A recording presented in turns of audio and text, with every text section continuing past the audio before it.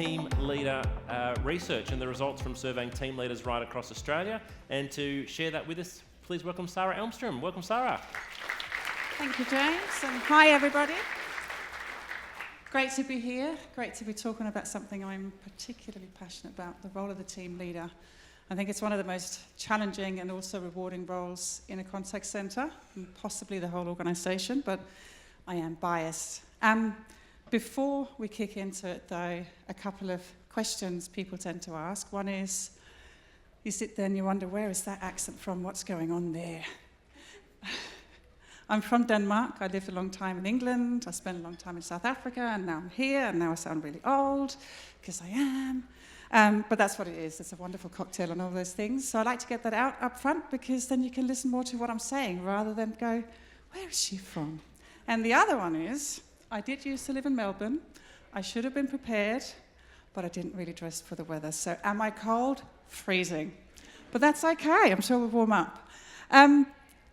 We at CXO2 think about the customer experience as something that doesn't really start where it happens. It starts in this broader system. It starts, if you want to go really out there, with mega forces and macro trends and market environments. It starts with, political kind of noise in the system, the economy, fuel crisis, all of those things. They all affect us as humans and as individuals, how we turn up, whether we're turning up to work or whether we're turning up as a customer.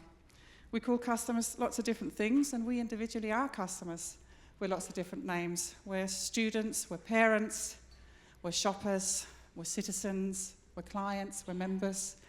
And so in all of those different contexts, we have different needs. So when we then think about how that comes into the system or into the organisation, there's a lot of different parts too.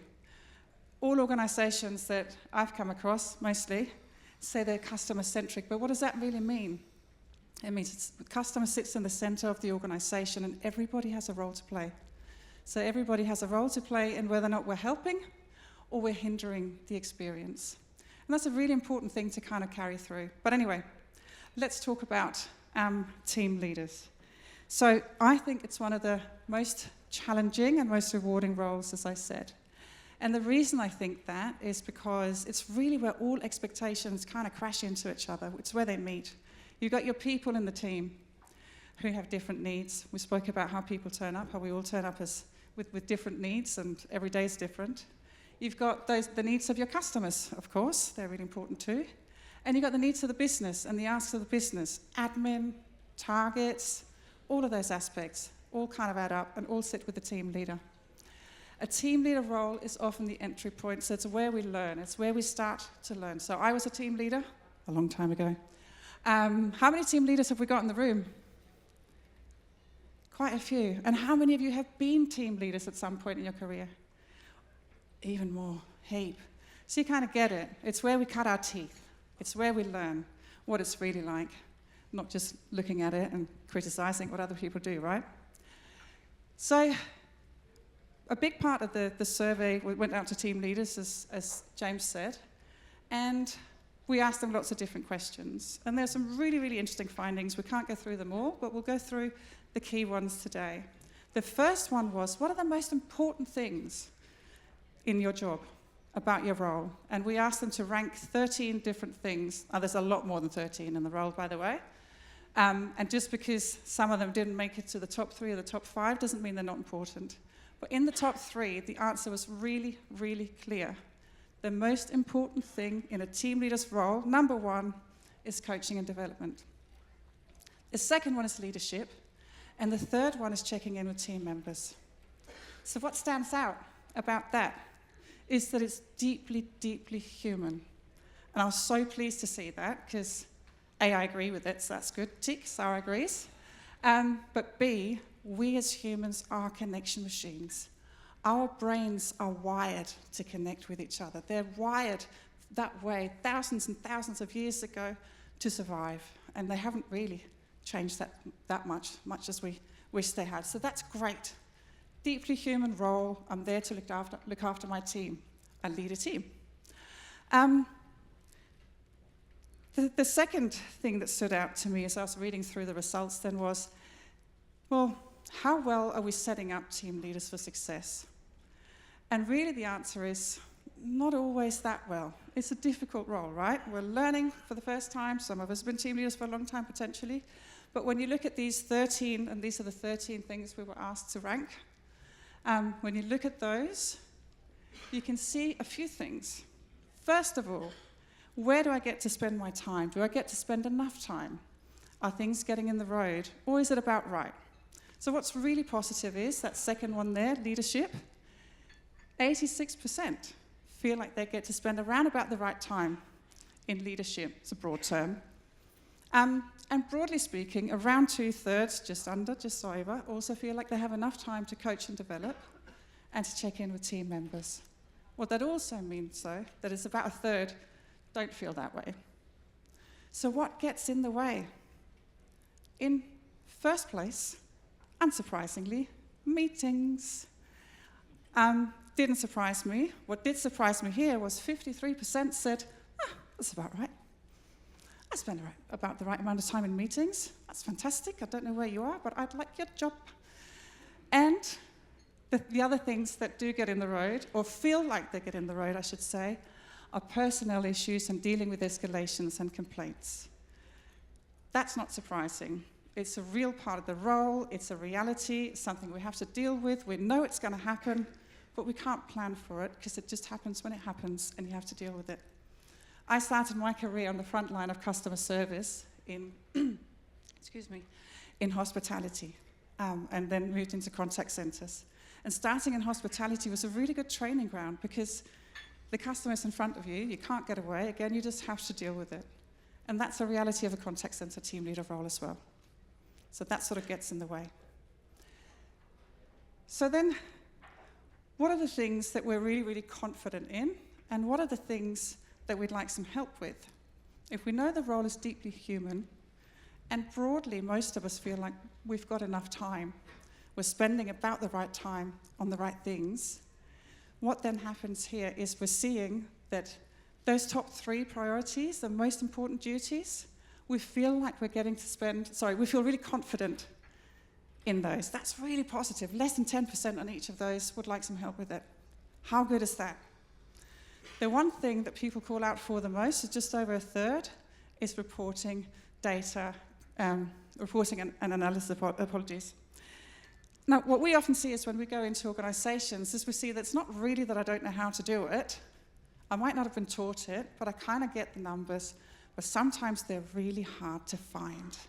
They're really distributed. There's lots of spreadsheets. There's Power BI. There's something else that comes out from somewhere else, and I have to log into lots of different systems to try and find it. I've sat with team leaders who start their shift at 9, but actually start working at 6 because they want to get their numbers so they can support their team.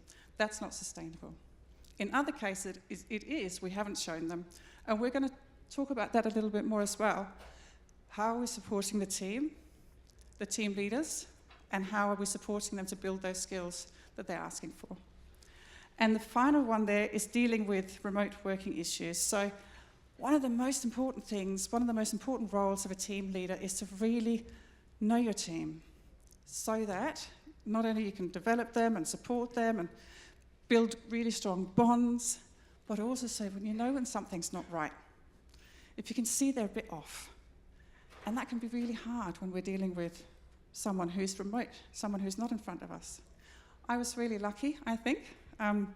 My career as a team leader was in person, it was in the office, and I could see whether or not someone was okay, but that can be really hard to do remotely. The other thing that's hard to do remotely is have difficult conversations if someone's not performing or not quite making it for some reason.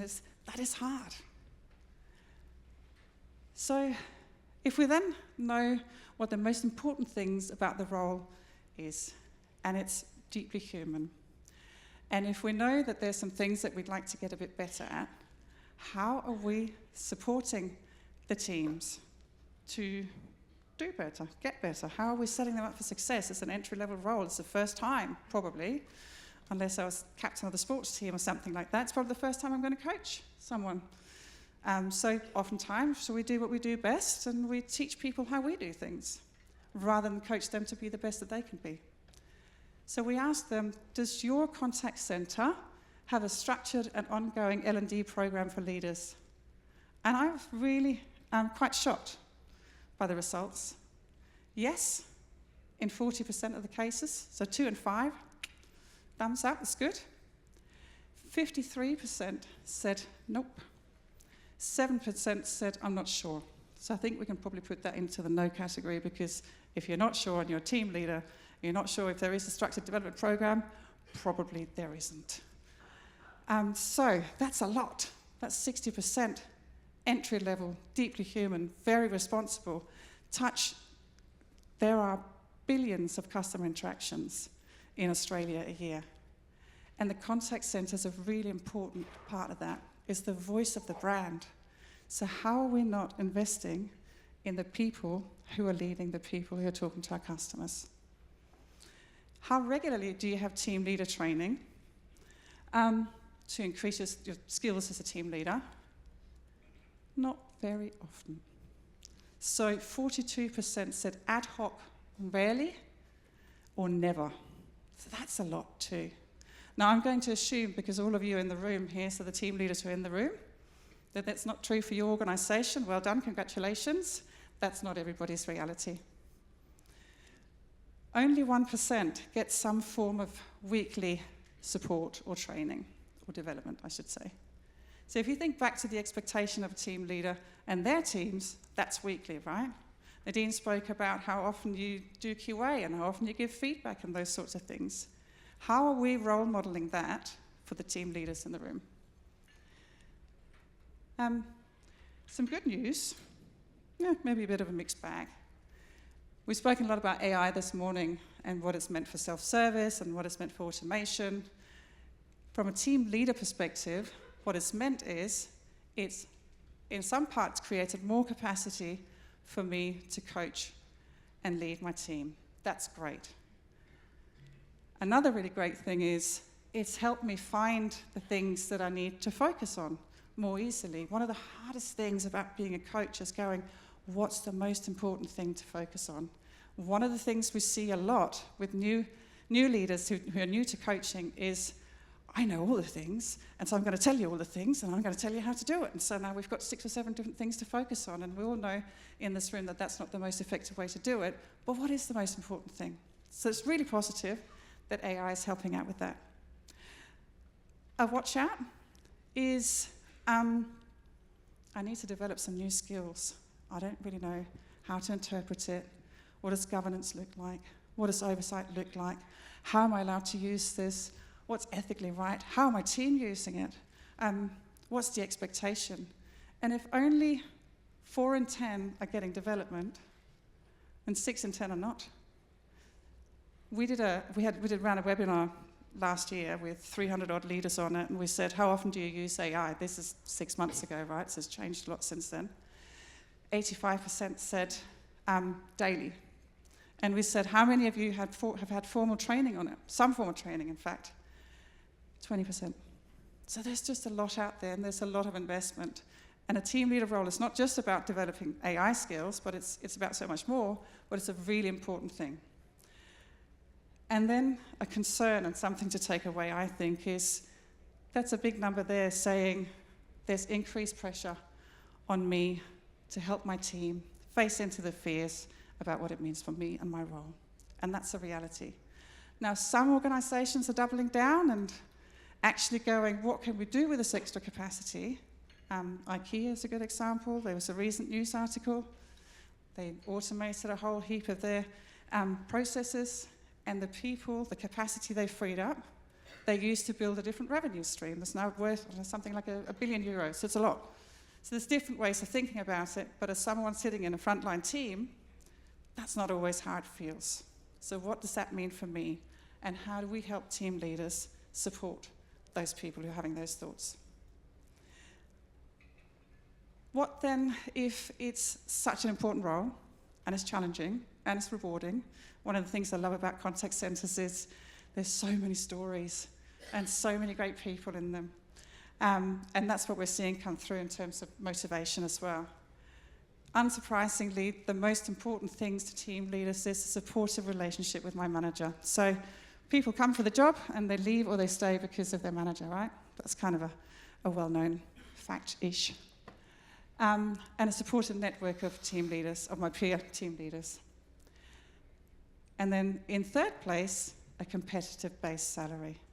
Now sometimes that can hide or belie the fact that there's some other things that I'm not quite happy about. If there's stuff I'm not quite happy about, then oftentimes this shows up as you're not paying me enough for this. But it is a reality, especially at the moment with interest rates and all those other aspects too. So how well are we doing then? How well are organisations delivering on the things that motivate team leaders? What's your level of satisfaction? And it's pretty good. It's really good, in fact, in the first two. Over 80%. How great is that? Happy days. I like my manager. I get on with them well. I feel supported. And I like my team. I like my peers. Fantastic.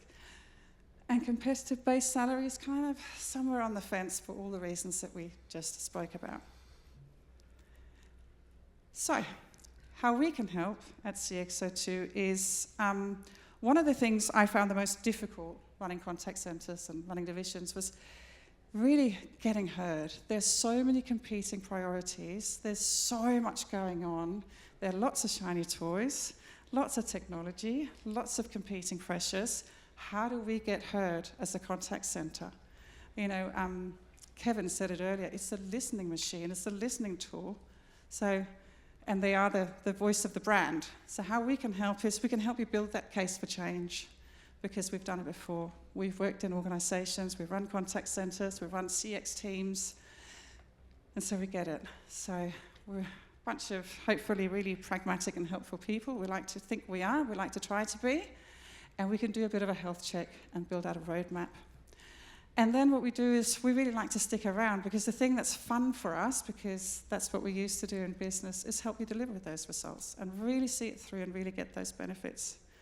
And we do that across 3 different aspects. There's the CX kind of strategy and transformation aspect to it. Then there's process design and optimization and how the technology then enables that. So the technology becomes the enabler of the things you want to do, not the other way around. And then, of course, how it's measured, but also then through the people. And that's why I'm particularly passionate about the team leader topic today, because it is such an overlooked opportunity to invest in, I believe. 3 key takeaways from today are team leaders want to do the right thing. They want to do right by their teams. They work really hard to do it, but sometimes they don't always have the right tools, the time and the support to do that. And the last one, while inferred from the report, when I used to work for Virgin back in the UK, so Richard Branson, some of you might have heard of him, he's relatively famous, and his big focus, and you felt it in the culture, was if we look after our people, they look after our customers. Happy people equals happy customers. So let's look after the team leaders so that they can help look after the voice of the brand. Thank you.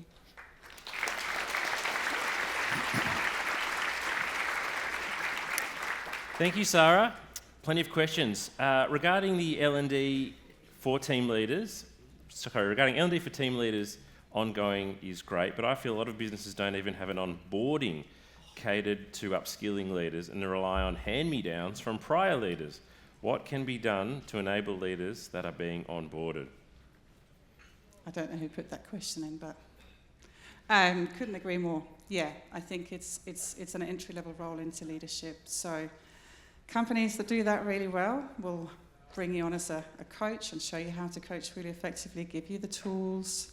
I sat with a team leader just to show how it's not done. I sat with a team leader late last year, and she said, look, I've been a team leader now for 6 months, and I'm really good at all the admin and the process and the system, and I always help my team. But ever so often, management will send me a request, and I didn't even know I was meant to be doing it because no one's really told me. So I'm just sort of fumbling my way through. And the amount of effort that goes into that, and the amount of duplication and stress, I suppose, too, well-being, thinking about our people, is, it's significant. So having an onboarding program for team leaders is super important. And absolutely. Well done. Next question was from Marcus. How can we make sure our team leaders don't get stuck answering the easy questions that knowledge management should answer, giving them the freedom to be people leaders and not process or knowledge managers? That's all about behaviour change, isn't it? And that doesn't change overnight just because you tell someone to. That's about consistently sending people and showing people where to find the answers for themselves. And last one, contact centre team leaders have often been promoted internally due to being great with technical and process, but have minimal people skills, says the question asker. It's a bit harsh. Does this approach to promoting in this manner need to change? I mean, I can answer that from a recruiter's point of view before you do.